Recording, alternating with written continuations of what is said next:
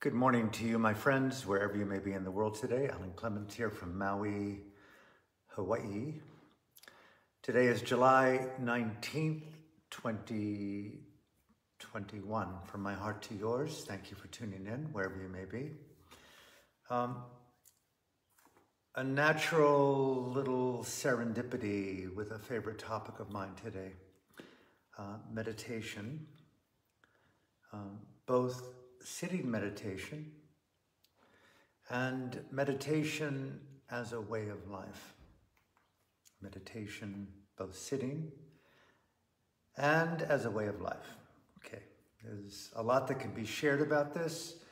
I'm just going to do, obviously, my very best to enter this topic in a way that speaks from my heart about perhaps the most important single word in my life that I've ever come to know and practice and realize as the defining, I would call it the defining vocation of my existence, meditation. Try to be simple here. We hear a lot about present time presence, the ability of consciousness, that invisible topography, innate within birth, within the body, seemingly only within the body, but it could very well be external to the body. Consciousness, being aware, awareness within consciousness, a facet of consciousness, known as attention or awareness, or I like using the words mindful intelligence. A facet within consciousness, attention, awareness, mindfulness, that is employed to be more aware of its nature, its context, its environment. Eyes within consciousness, it sees the nature of the six senses as they arise at the six sense doors. Keep it simple. Present time awareness. Meditation.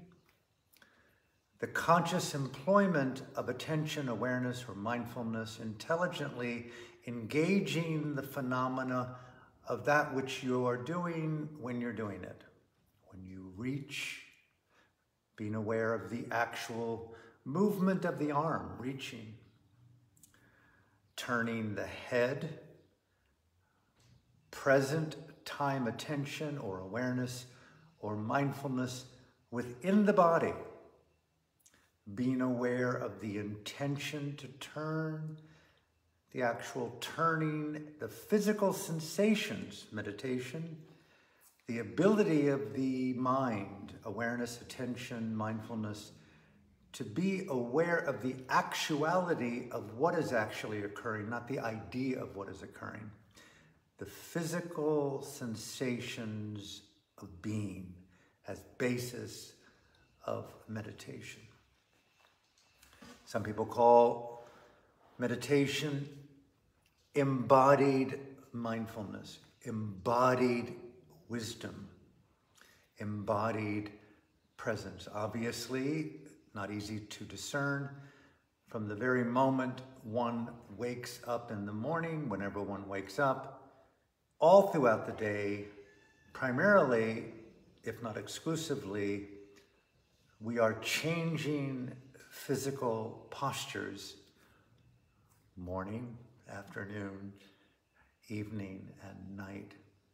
Meditation would be, as I see it, the attention, the awareness, the mindfulness to inhabit physicalness, physical sensations, and be more attentive in the moment with the movement of the body all throughout the day, which counteracts the habit of wandering, or what we call ideation, or in the Buddhist Pali language, what's known as perception, proliferation of perception, papancha, and deep, deep entanglement often in the world of what we call lokia. Good and bad, right and wrong, love and hate, all the dualities found within human consciousness. And this ideation, this proliferation to live in the narratives of what I like and what I don't like. Meditation is the deeper study of the machinations of consciousness. Keep it simple. It's said that the Buddha was said to have said that the entirety of the universe can be found within one's own body. Where is meditation applied? The body. Grounding life within the physical form. It's the asana, a perpetual change based upon an awareness of the intention to move whenever one moves. So one could say that meditation is getting more of an intelligent, I want to say, wisdom into the skillfulness of what one does and what one doesn't do. How well do you navigate the changing movements of the body throughout the day? Where do you go? How do you go? Why do you go? Knowing your own mind, my teacher, the late Venerable Seda U Pandita would often say, meditation is the deep study of nature. The nature, he would say, of life, the nature of consciousness.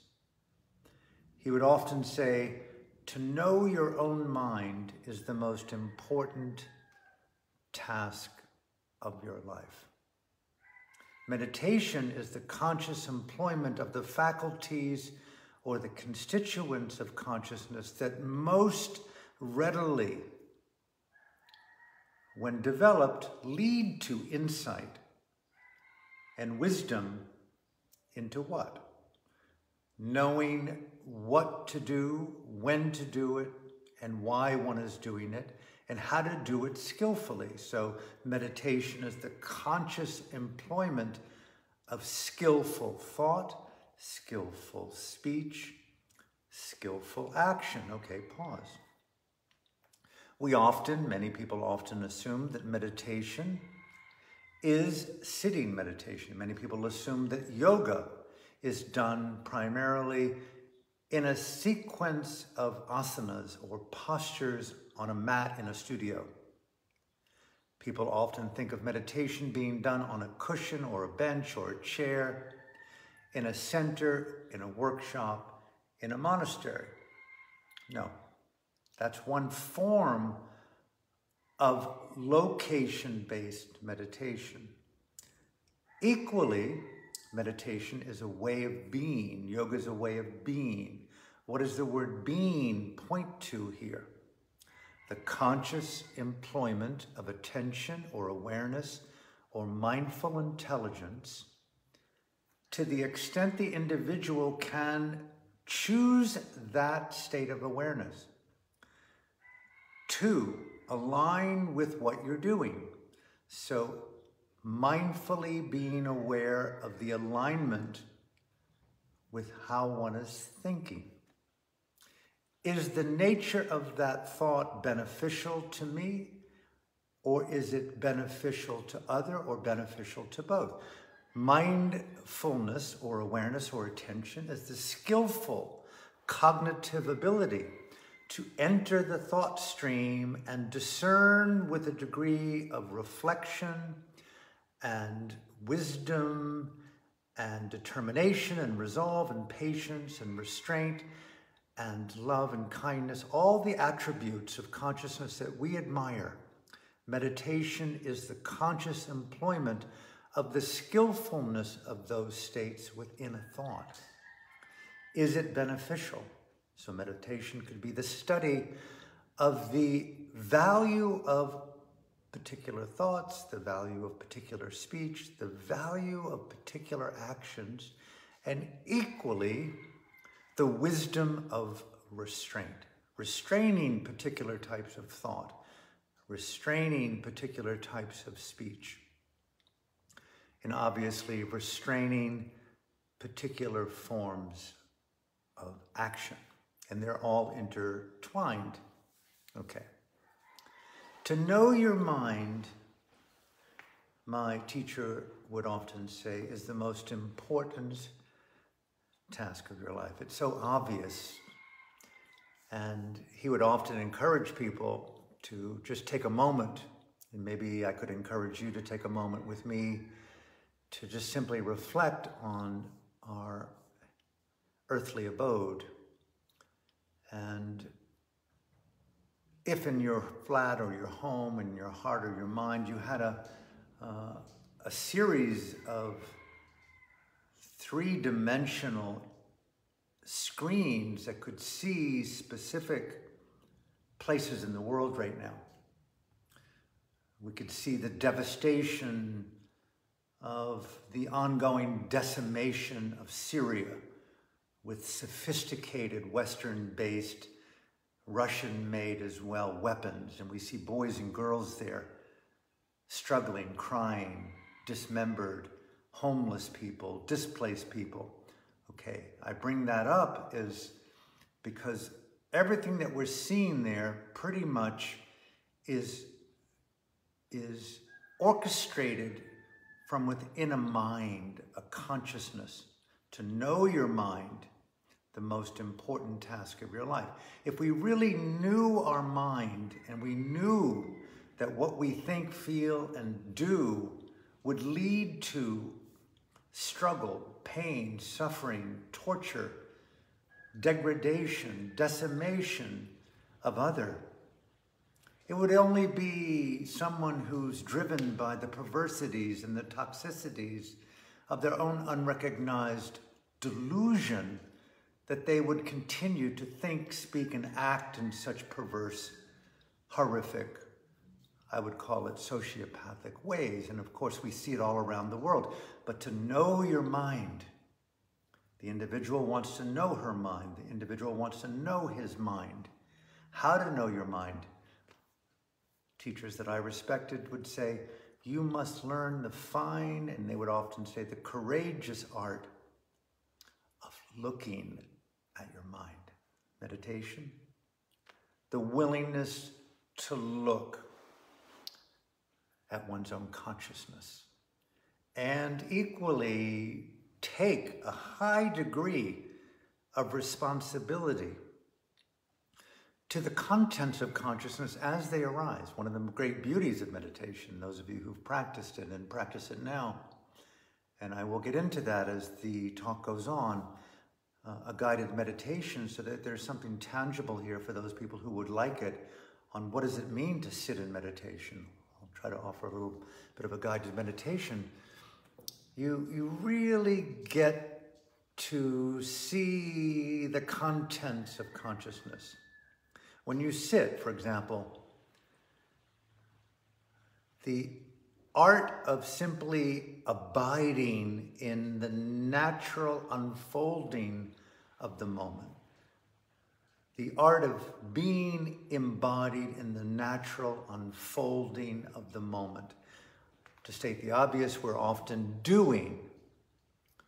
Meditation is more of the art of, I want to say being, but mindfully occupying that being with a courageous awareness to see the truth of something.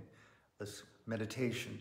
The courageous willingness to see, or feeling is a more appropriate word for you, to feel the truth of something. You know how you're in a conversation with yourself, or with a lover, or a friend, or a partner, a mom, a dad, or God, or whomever, your own conscience, and you want them to hear the truth of what you see in yourself.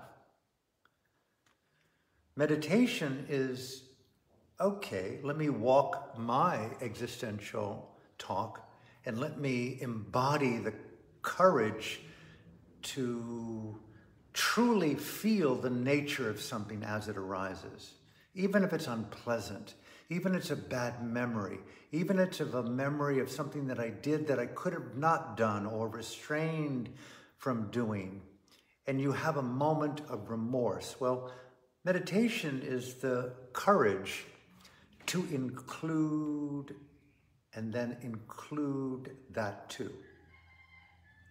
What should I be aware of? Be aware of that which arises, whatever it may be, the good, the true, the compromised, even the ugly, and to see it for what it is and do all that one can to trace back the conditioned reactions to its appropriateness or its inappropriateness, and just to feel the fidelity I would call a pure feeling. So if one wanted to extract what I'm saying here as what is meditation, when you kiss your lover, the pure, fine, sonic, sensitive art, feeling, intimacy of just touch, of lips upon lips, and tongue upon tongue, and moisture upon moisture, and movement, and dance, and kindness, and love, and eroticism, and sensitivity, and silence, and God, and all of the attributes of whatever we attribute to the beauty of life. There we feel it. That same kiss to lover, the kiss to self. A conscious interior engagement of self-respect and self-love, self-intimacy. I've never seen anything more beautiful as an act of self-intimacy than entering my interior, entering my heart, entering my tears, entering my joys, entering my memories, entering my present time presence with the flow of the phenomenology of this, whatever it is that we're embedded in that keeps coming through us, right? Keeps coming through us. Those who practice meditation allow it to keep coming through, but they don't take it for granted.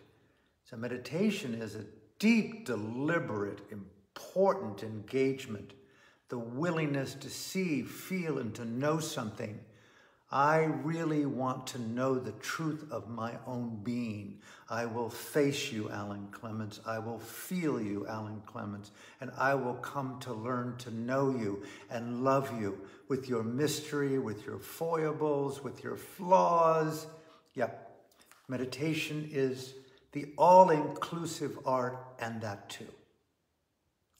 So one could say that meditation may be likened to the archetypal mother that's just willing to embrace her child, her children, her partner, her family, her sangha, her eternity, the archetypal mother, the all-embracing divine feminine in all of us that's inclusive. So in a way, meditation is the practice of harmlessness, the all-inclusive mother. Yes, you've made a mistake, but I will help you understand the way to integrate that mistake into the virtue of a greater ethical or spiritual intelligence. So meditation is the employment of self-learning, if you will.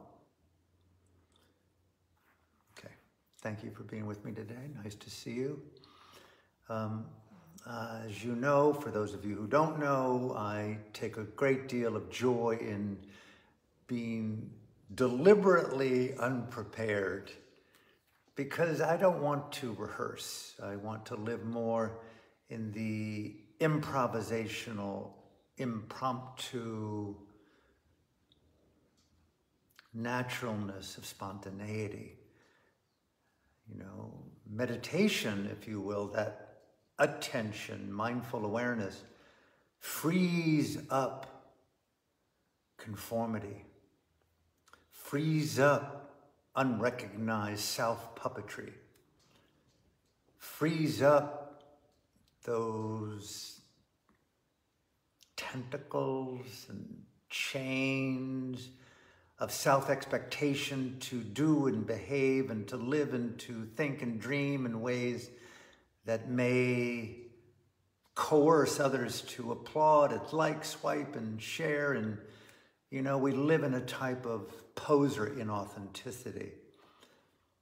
Obviously, there's no guarantee if you're a meditator that employs mindful awareness that you're going to dissolve and enlighten into a liberated authenticity. Yes, it's going to be there if you've got good friends and if you're blessed to have a divine lover that keeps you in some kind of accountable goddess check with truth rather than narcissism, which we're all having to dissolve because of the birth that we're in. It's there.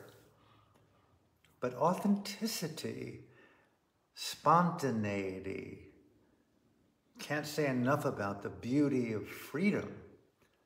You know, freeing up the flow. Meditation is freeing up the flow. Why meditate to become more concretized in the certainty of a esoteric Hindu, Buddhist, atheist, Jewish, Muslim dogma? So meditation dissolves those ancient, prehistoric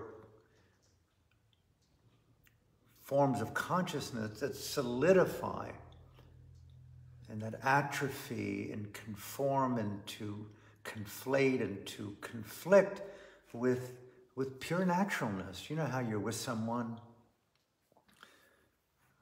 and they're just kind of undeliberately being true to themselves.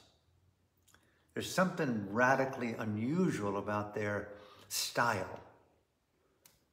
Many meditators live in the perception of an expected look on how a spiritual person should sit, walk, talk.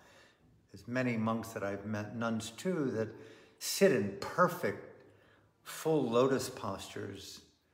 And I don't want to exaggerate, but they sit in a full lotus posture, and it just reflects the kind of interior solidity of their own unrecognized conformity to an ideal, an image, a picture of themselves. I'm not saying break the pictures. Life will break those pictures in time.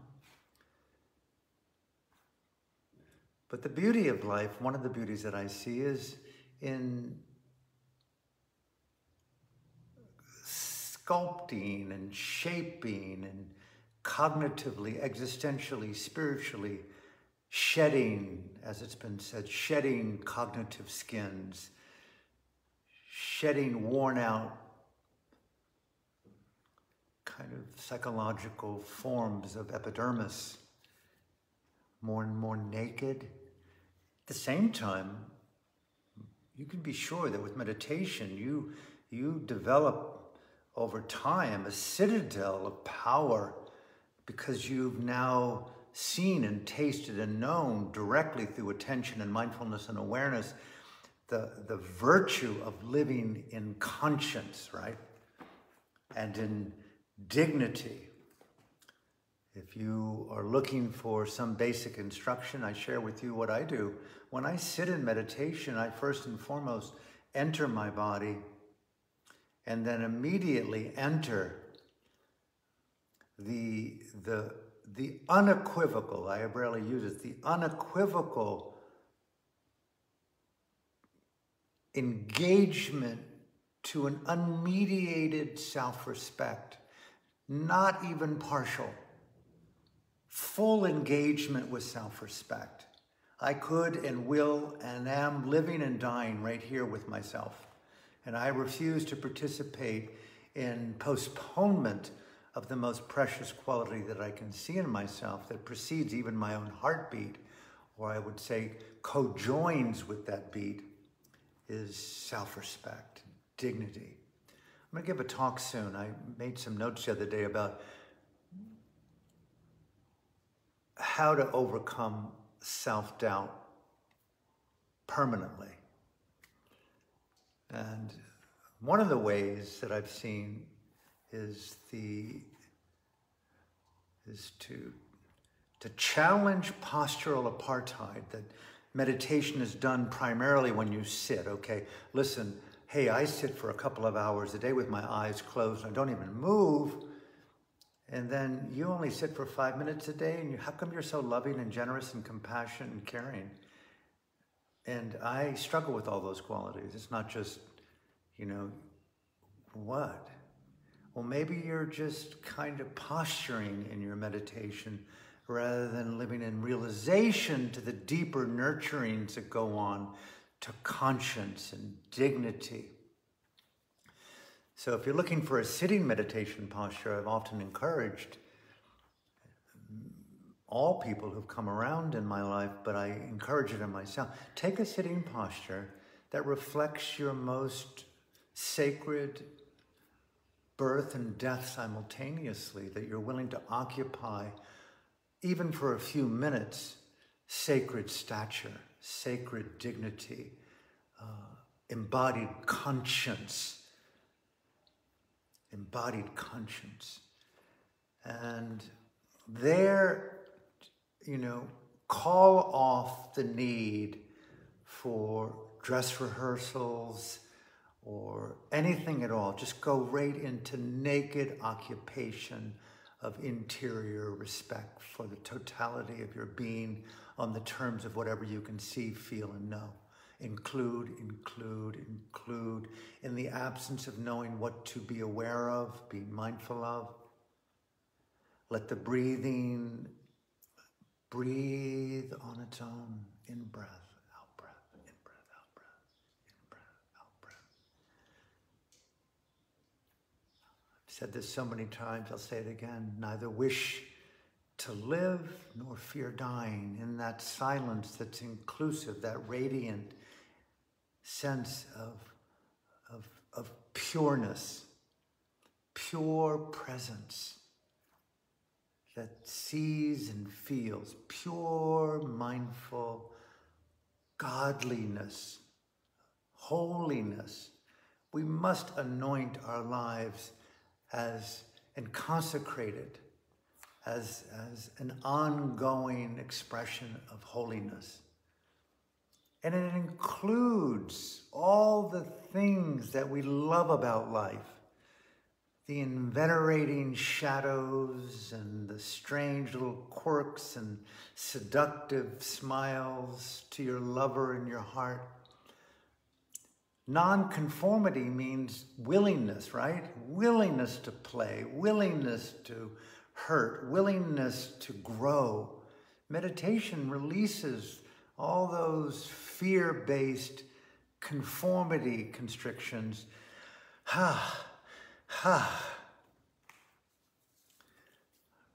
So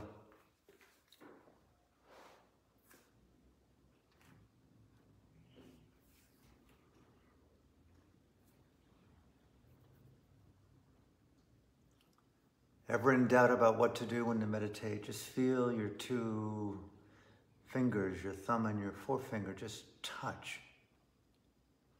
And be aware of just the sensation of touch. And you can press a little bit harder and you feel pressure and tingling, a little bit of tension in your fingers, and release it a little bit. And it brings a smile of release. Almost you want to go to sleep, but so many unrecognized constrictions within the human psyche, within the substratum, within consciousness.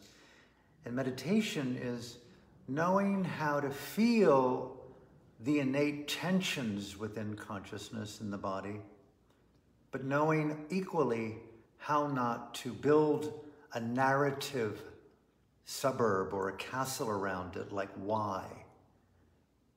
It's so interesting, and you know this, I know, is that there's such a finer form of information than thinking about it. It's called intuition and pre-intuition and psychic intuitive naturalness. So you're not giving up anything, Alan, by not participating in conditioned narratives of right and wrong and, should I or shouldn't I? It's like, I don't need to control my breathing in fear that I'm going to die. It's like breathing will take place on its own. Existence will take place on a more intuitive sense of navigating deeper, more intuitive alignments, right? Alignment deeper and deeper and deeper and deeper. So that we're aligned, is it possible, with enlightenment, aligning with the nibbanification, the unconditional freedom to breathe and live and die. One of the great things about meditation, which is very nuanced, is the notion of intensive meditation. That means I like meditation so much that I'm going to play in the conditioned environment of silence and possibly being fed and other men and women in a group space, and you're employing present time mindful presence. I say this cautiously, with everything you're doing. It is so, if you haven't done it, I cannot encourage it enough to give yourself at least once in this lifetime a sacred period under the guidance of a good, strong Kalyanamita, an individual who's trained in the navigation of bringing awareness within one's own mind and how to navigate the senses and the sense objects, how to navigate joys and pains and concentration and pride and doubt and the wandering mind and fatigue, and all of a sudden you find yourself, oh my God, after a day or two or a week of the ongoing continuation of mindful now time presence. When you eat, being aware of reaching for the food, opening the mouth, placing food on the tongue, lowering the hand, and just feeling the morsel of food on one's own tongue, tasting the warmth, the texture. Meditation is taking the speed,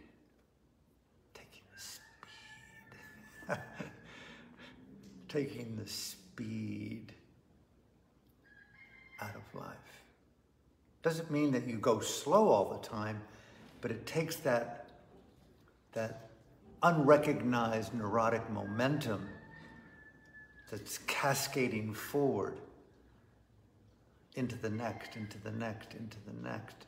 And in that sacred domain of the now, here, it's a universe there. It's not a one place location. And a whole world can open up. And so slowing down, taking the speed, giving yourself an opportunity, even for a day, to turn off the phone and the text, chill, and just put out your cushion, put a chair there, have a couple of sacred tapes that you could listen to when you need inspiration, and to give over to just silence and feeling. Silence and feeling. On a personal note, I can't tell you, there's such a deep yearning in my heart right now to be in a, I know you are in a sacred space, Alan, but if you know what I mean, I really want to be in a sustained sacred space. What will you do there? I want to do exactly what I'm doing right now with you and with me, is I want to employ a sustained, now time, attentive, mindful awareness, as I did in a center, as I did in a monastery, as I've done even this morning sitting, but I want to do it in a sustained way. Why? The joys of sustained or intensive mindful presence, it so supersedes, in my humble estimation, the psilocybin, the MEO, the DMT, the LSD, the MDMA. Yes, intimacy and sexuality, and the tantrification and nibbanification, the ubuntufication of life is spectacular, but there's so much beauty in the meditative domain of seeing heightened qualities of mindfulness, heightened qualities of focus, heightened qualities of sensitivity, heightened qualities of insight, heightened qualities of wisdom, heightened qualities of freedom.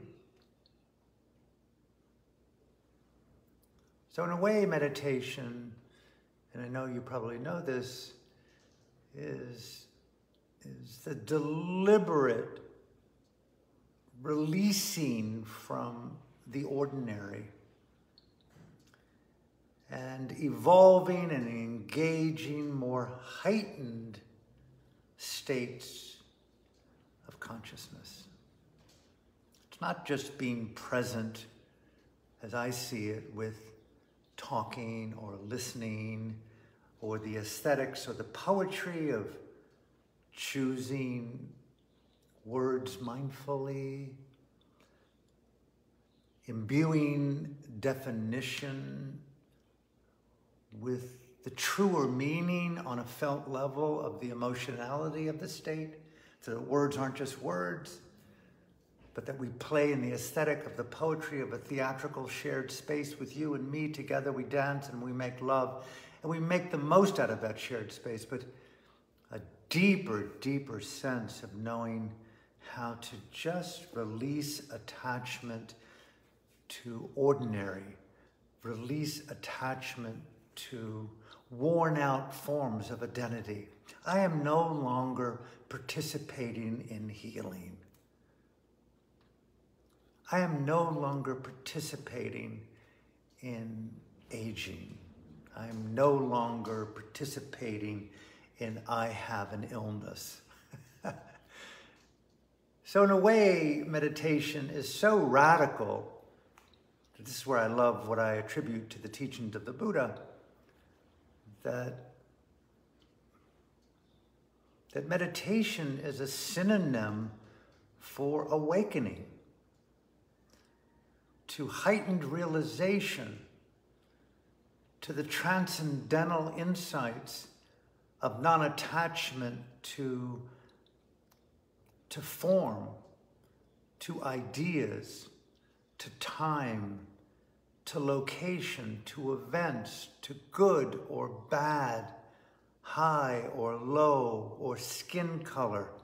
Whoever taught you to evaluate the shape of your face or your nose or your lips or your teeth or your breasts or your arms or your thighs or your abdomen based upon a cultural paradigm of what looks good and what looks bad, what's beautiful and what's ugly?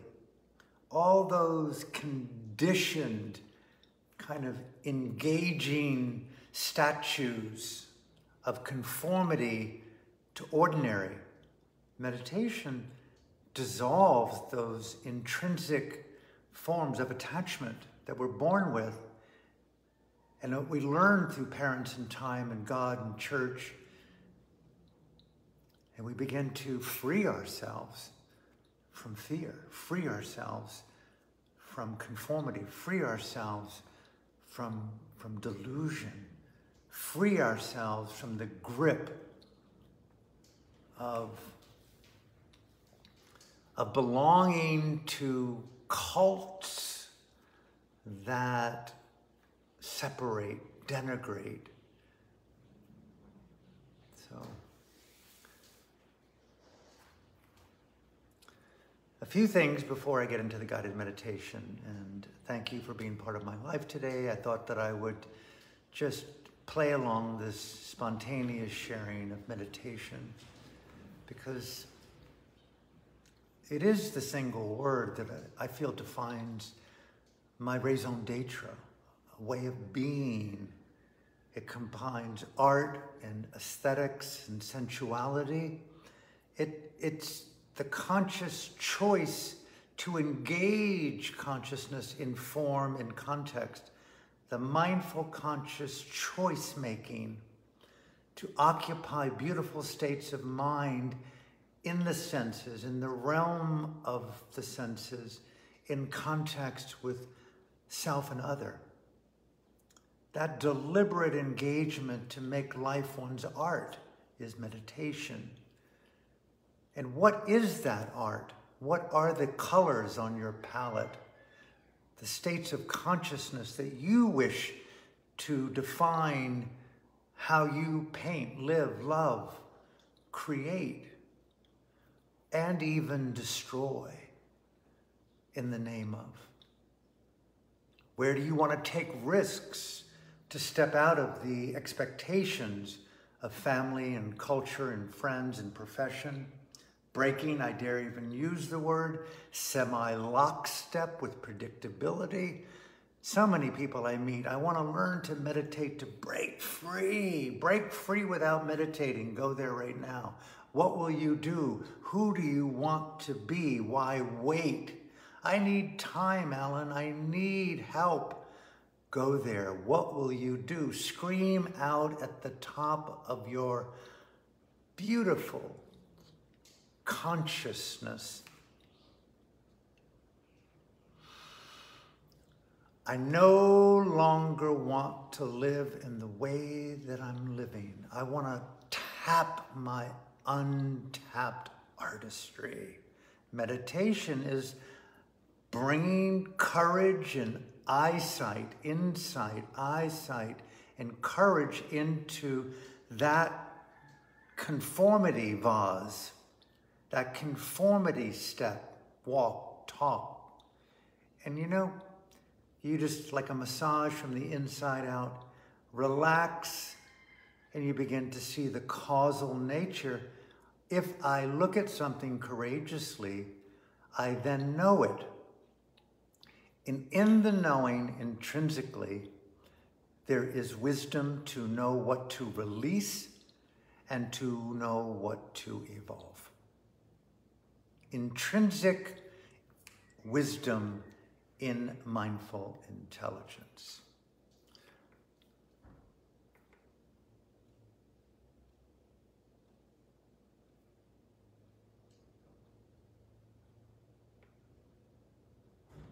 I loved monasteries and meditation centers so much. I so love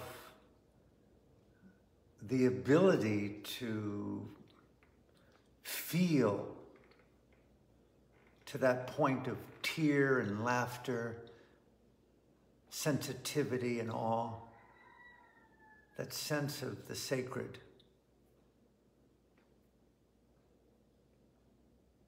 Something in me yearns and cries out to be among those boys and girls in this world, rare as they are, that aspire to know the secret things, the felt things. There is no one way, there is no one style, but to give over in this brief span of time called a day in the life, a life in the day, in the month, a year. Give over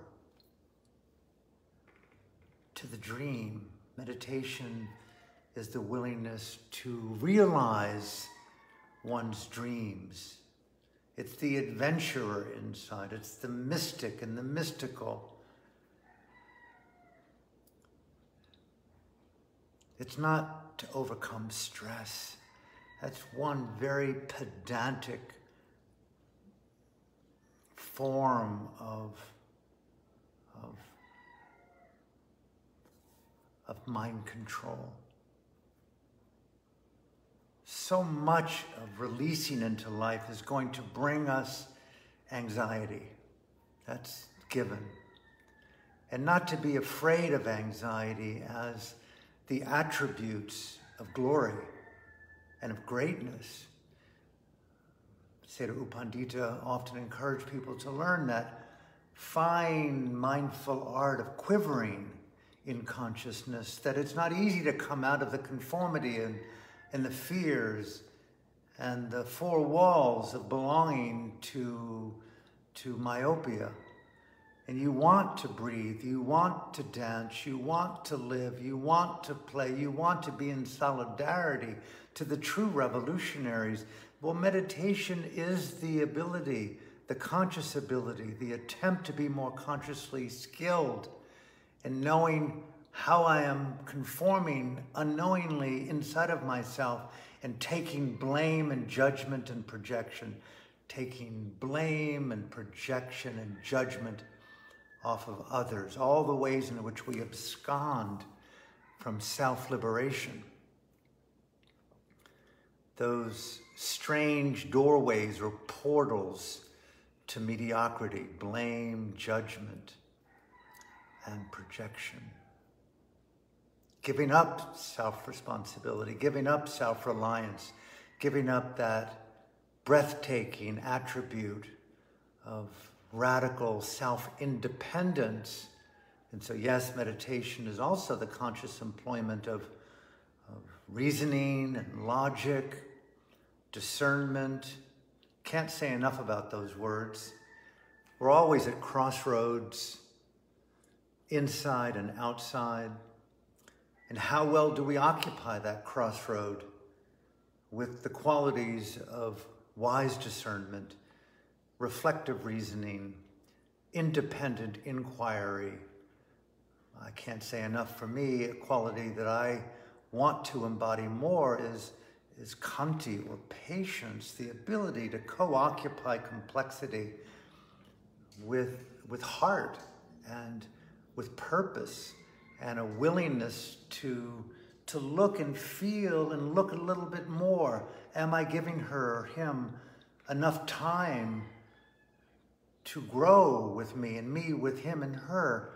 Patience, khanti, co-occupying complexity without the presumption of legitimate grievance. And we just chill there, chill there, chill there, and just hang there, hang there, hang there. And just sometimes crying is a better way to live together than fighting. So, thank you for the time today to play. I enjoy being in the company of radically compelling, energetic creatures dedicated to compassion and love. I've seen so much the last few months, especially how my life is not only inseparable from others. I cannot be alive without you. And even more so by the hour and by the day, no doubt, all of us. So meditation is also equally learning the nature of what it means to show up for other, not just me being mindful of me, watching myself, be mindful of my thoughts, to restrain from this, to engage that, but really, really the practice, the beautiful art of intimacy and caring for other equally, if not more so, than oneself. So Thank you for being in my life. Thank you for your caring. Thank you for this opportunity. Now, a little bit of a guided meditation to both end the day and to begin the day, wherever you may be, or to continue the process of living. You know, I take a sitting posture as I am right now. And if I were to just say, okay, meditate, would be to enter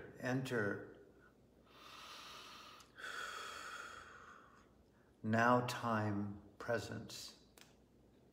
Enter wherever I am.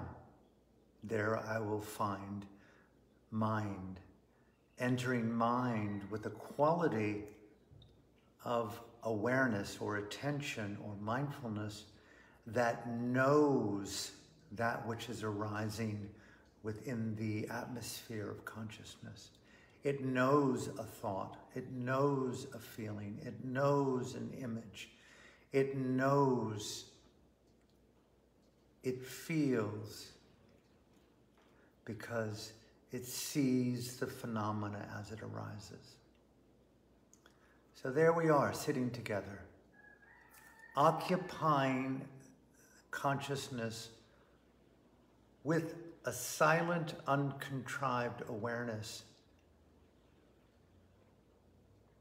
And the reason we inhabit the body as basis of meditation is because it's so much more obvious than the invisibility of the mind. We know the mind by being in the body and grounding our mindful intelligence with the universe of sensations found within the body. Morning until night, my raison d'etre, my dharma life is doing my best to come out of externalization. It's very easy to see through the eye outside. The bird, the wind, the rooster, the car, the ocean, rather than simply seeing color and form on the eye itself, and the mindfulness of interiority, which is to notice the ideation, the thoughts, the proliferation, the emotionality, and the groundedness in physicality, rather than fusing with ideation, fusing with proliferation, fusing with perception, seeing things for what they are, but knowing that it's the thoughts that attribute to that which is seen the meaning, the purpose, and that which we identify it to be. Obviously, when we're traveling from the United States into Canada, and there are border patrol, immigration, there really isn't ultimately a border between Canada and America.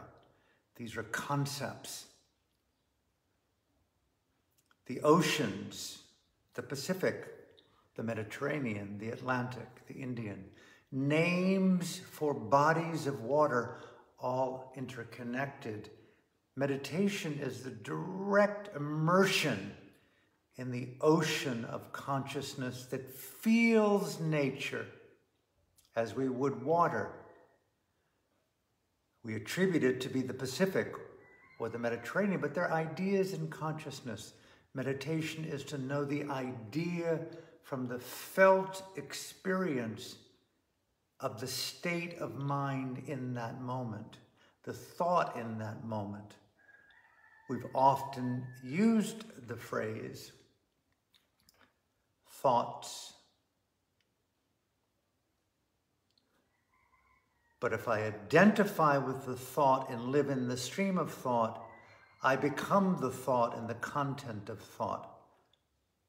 When I'm aware or attentive or mindful of the thought, I am not my thought. how to think without thinking, the fine, beautiful art of relaxing identities and narrations and to feel more deeply into one's own interior.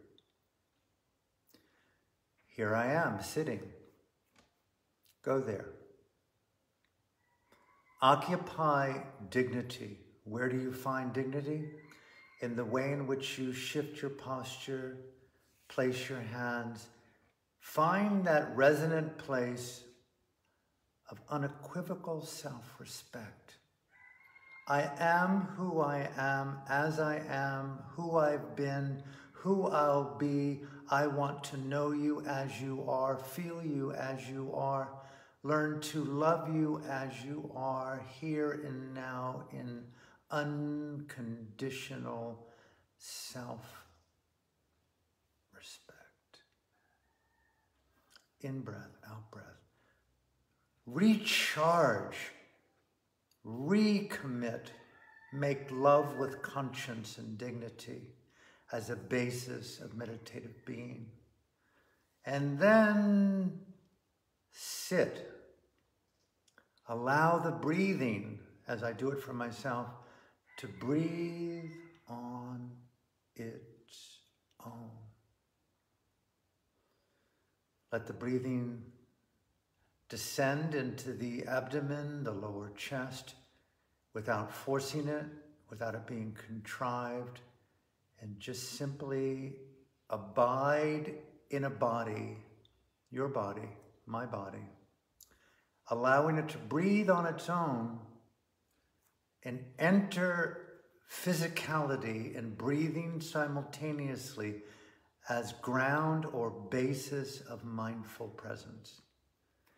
Enter breathing and physicality, the sensations of physicality, the sensations from breathing, not the breathing, but the sensations of tension and warmth and vibration and tightness, density. In breath, out breath. And therein lies, I am occupying pure nature in the moment, simply to feel. There I am in the best position to see anything arise from the primordial source of the substratum of consciousness. Images begin to arise, thoughts begin to arise, ideas of planning and doing and arriving begin to arrive. Meditation is simply to allow them to come and to pass. Arising and passing. That's the fine art of meditation. In breath, out breath. Allow it to arise, right? And to pass. A changing ocean, field, world, the universe within. Conditions of felt experiential reality. Thoughts are real. Emotions are real. Sensations are real. I want to know them. I feel them. I am mindful of them. What does a meditator do? Allows nature, as I would looking out here at the beautiful ocean in Hawaii. You can't grab the clouds, the light, and say it's mine. Stay. Nature inside the body.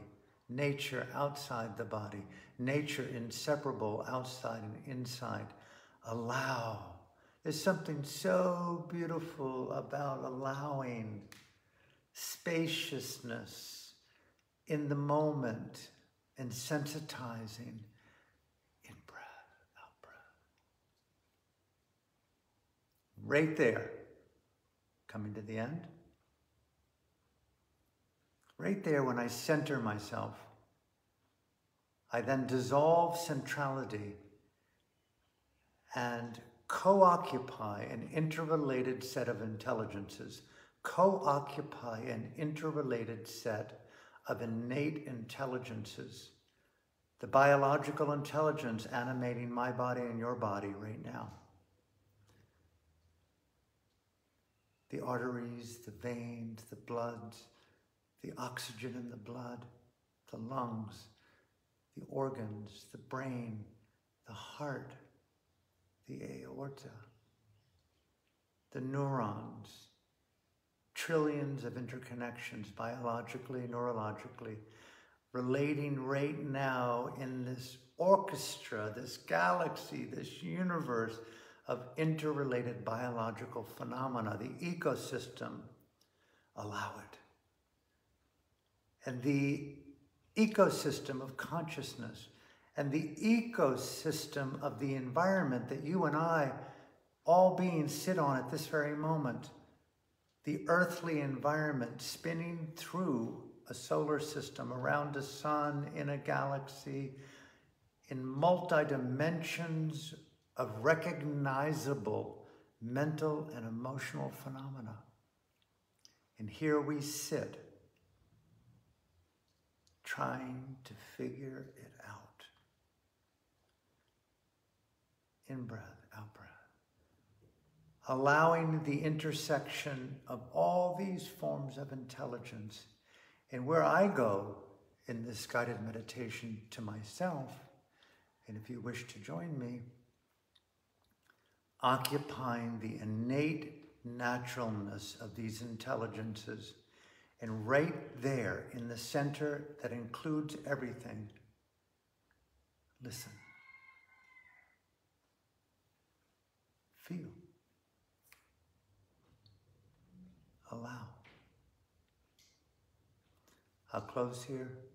Meditation for me is the sacred, existential, physical, human life art of learning. How well am I learning from life, from each other? How well am I learning what it means to live in dignity, in conscience, in freedom, and to support the freedom of others? Meditation, entering the deepest, most important reason why you are alive. You and me. Ask yourself that question. The why am I? The who am I? And what will I do with the preciousness of a body, with the senses, with my hands, with my mind, and with my breath? To state the obvious, breathing comes and goes. We're all programmed by mortality.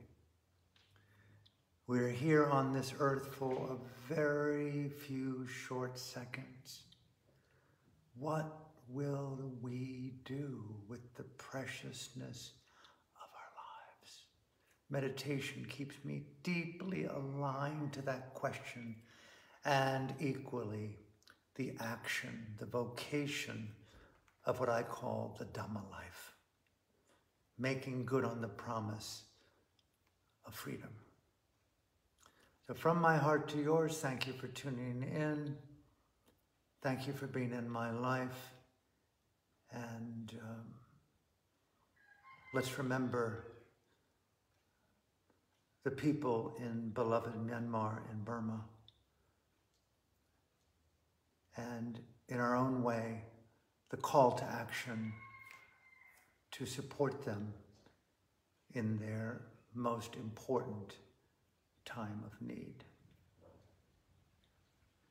So I encourage you to find where you are prioritizing placement of your heart